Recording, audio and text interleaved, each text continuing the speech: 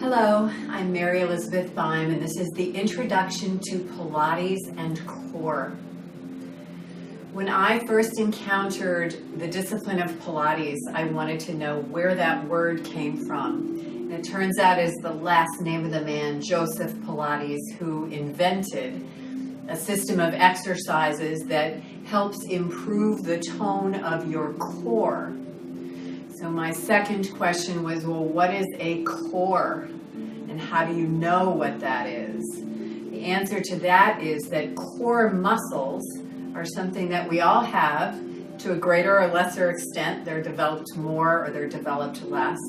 But they occur around the midsection of the body. And I'm drawing a circle around the entire midsection of my body. So these core muscles extend from the front all the way around to the back as well. They are the innermost muscles in our bodies. They are not made of the same fiber as the external muscles. So for example, in the gym when we work our bicep, we can see the bicep. It's made out of a certain kind of fiber. You work it and then it needs to relax. Core muscles are made out of a different fiber. They're very, very close to your internal organs. And you can work them as much as possible. They do not need a day of rest in between being worked out.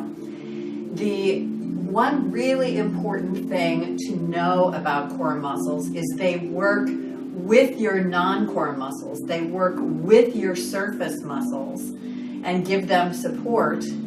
But they are not the same thing as your surface muscles. They are intended for a different purpose. So in my classes, we are always working to find and recruit our core muscles and then to find our surface muscles and down-train those muscles. So Pilates can be, if you're not used to doing it, a very, very awkward experience of not being able to use the muscles that you would like to use to accomplish this goal of this exercise. And the teacher is asking you to not use that and to use some different muscle that you don't even have. So Pilates is way more complicated of a series or system of exercises than just accomplishing a goal. It's really what muscles you recruit to accomplish the goal. And very, very often you'll find that you have little to no skill or training or habit in using these core muscles. So they kind of come fresh and they feel awkward and uncomfortable, and they can make you feel very inadequate, as if you have no core and you don't know what a core muscle is or what the teacher is talking about. So Pilates is near and dear to my heart because I feel that it gave me a whole lot of core that I never had. I started from zero core and learned very slowly how to build it up and what was not core and what were the things that the body does to avoid having anything to do with core.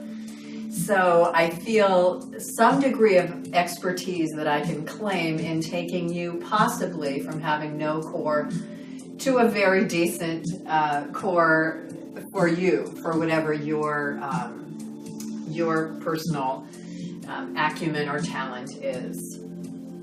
So I wanted to say a couple things in this kind of warm-up tape, and we can go on from there into a full 60-minute Pilates class. So I have added in these classes a series of exercises or mini workouts that are not necessarily Pilates. I understand intuitively what Pilates is trying to do in developing your core, and there are other exercises that are not regulation Pilates that are really going to fill the bill. There are other instructors and other disciplines that bring in core work, and that's exactly what I do in my classes, because I want to accomplish the goal and I don't need to be a stickler for accuracy. Is this Pilates or is this not? By the way, Joseph Pilates was born in the late 1880s, I believe, and died in the 1960s. So who knows what Pilates would look like if Joseph Pilates was still alive. The field of Pilates has certainly been developed by others who came after Joseph Pilates. Many of them quite good, I believe. So I wanted to speak ever so briefly about equipment, and they do make a Pilates mat. Most people use a regulation yoga mat. Well, you can get a different opinion on this. I think they're very similar. The idea is that you have some traction and you have some stiffness or some ability to stand on your mat without it being too cushy, without sinking down. So I have a very thick yoga mat here. I do have a regulation Pilates mat that I don't use as much. It is thick and hard and has traction just like a yoga mat. So I am highly recommending that Pilates be done on any sort of a mat that you have, but hopefully something that functions like a sticky mat. Excuse me. I'm also sitting upon a bath or a beach towel that is folded into a square and then folded again. And this particular shape of towel, just like in yoga, gives some support to our backs. So having a towel and a mat, very important in my Pilates classes. Also, we will occasionally be using a strap. So you can, in Pilates classes, use a strap and then pull your body towards your body using the strap. And it can be a very simple strap. It can be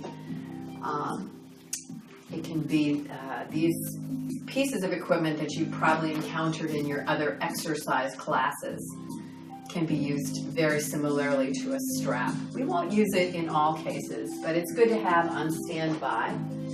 Then we will occasionally, and not all the time and not in every class, be using yoga blocks. So I describe these in the Introduction to Yoga. They're very handy for you to put your hands on if you're going to be doing something like a plank pose, but you don't want to be putting weight on your wrists. So occasionally we will have yoga blocks. You can certainly get through the classes without a block or possibly without even a strap. But I just mentioned these in passing. If you have them handy, keep them nearby. And then occasionally we will be doing some exercises at the wall. So having a clear wall space for yourself can be helpful. And also occasionally we'll be doing exercises in a chair, just a regular chair with a hard back that you can sit comfortably in. So, the structure of one of my classes is 55 minutes of exercise followed by a 5-minute integration or cool down. Being a yoga instructor, it's my practice, my habit to have 5 minutes of an integration lying down on our backs at the end of class. So during class, we will perform exercises on our mats. We'll be lying on our backs or lying on our bellies or lying on our sides or standing or sitting, going to all fours position. Finally, this introduction and the introductory class that follows are meant to be a test for you whether or not you would enjoy a sequence of Pilates classes. So I will be delivering these classes in 10-week sequences, and the information for signing up to stream these classes in 10-week segments will be below. If you're watching this on YouTube, the information will be right below the video. You can also click on like or click on subscribe. If you click on subscribe, then you have a chance to be notified when new videos come out in this sequence. It is going to be a paid sequence of 10 weeks. However, these classes on YouTube are absolutely free and designed for you to become acquainted with these systems of exercises and with my teaching. So with that, I hope you will move on to the 60-minute class called Pilates and Core. Thanks for joining me.